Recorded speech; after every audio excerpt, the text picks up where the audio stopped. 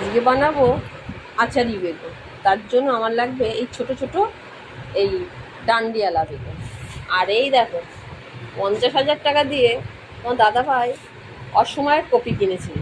কি অবস্থা হয়েছে! কালকেই নিয়ে এসছে 3টের সময়, আর আজকে বাজে 9টা।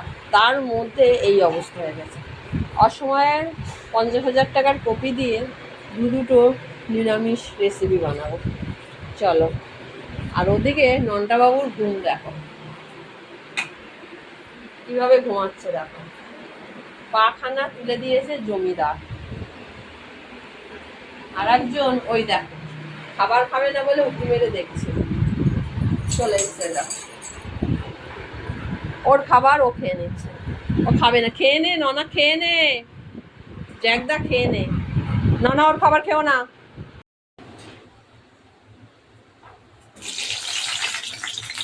এই যে ডান্ডি শুদ্ধ এভাবে ভিজে নিতে হবে।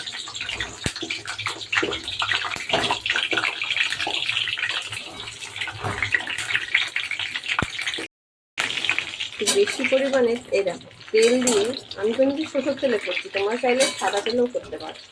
এর মেইন মাছ তো এই ছোট্ট ছোট্ট কিনতে হবে, আর ডান্ডির সময় খুব ভালো করে ভেজে নিতে হবে। আর 1 মিনিট আমি ভেজে নেব। আর যেটার পোকা থাকবে তার একদম বের করে দেবে মাঝখান থেকে খালি করে। আর এখানে একদম সম্পূর্ণ নিরামিষ, ধনে, জিরে, গোটা লঙ্কা আর আদা। তেল গরম হয়ে গেছে, দারচিনি দিয়ে দিলাম, শুকনো লঙ্কা, 5 ফোড়ন দিয়ে দিলাম।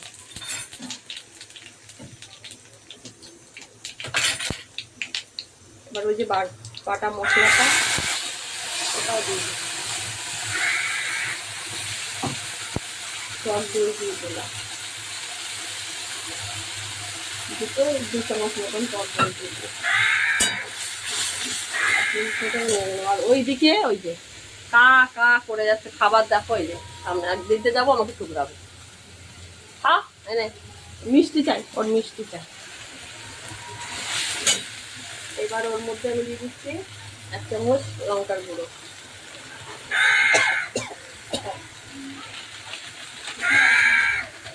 হলুদ,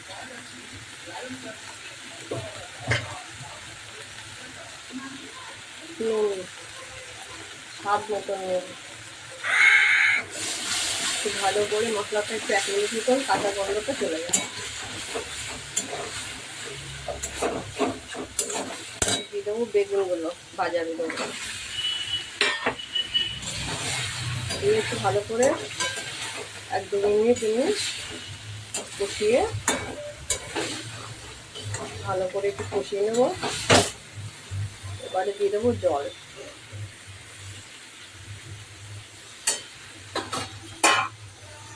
দুধ ট্রান্সফার করেছি। এই পর্যায়ে যখন হয়ে যাবে, মশলাটা তেল ছেড়ে যাবে এই যে, তখন আমি দিয়ে দেব একটু গরম মশলা। সাইড দিয়ে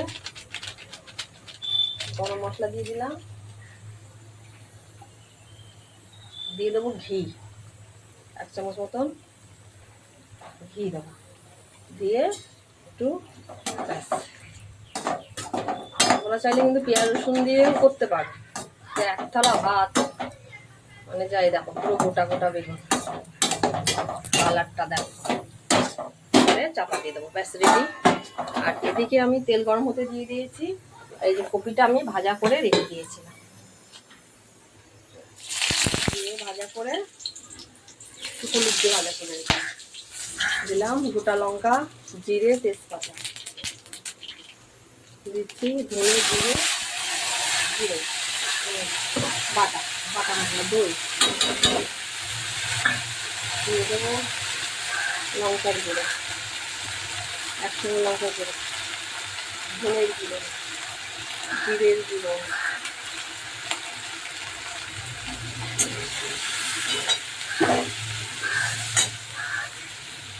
হলুদ গুঁড়ো, সব 1 চামচ, লাল লঙ্কার গুঁড়ো,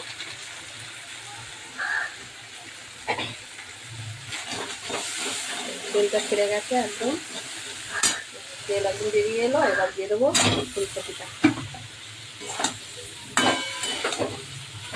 ফুলকপিটা 2 মিনিট নাড়াচাড়া করে নেব। এবার দিয়ে দেবো জল, এবার ঘি গরম মশলা দিয়ে নামিয়ে নাও। এবার দিয়ে দেবো চাপা, হয়ে গেল।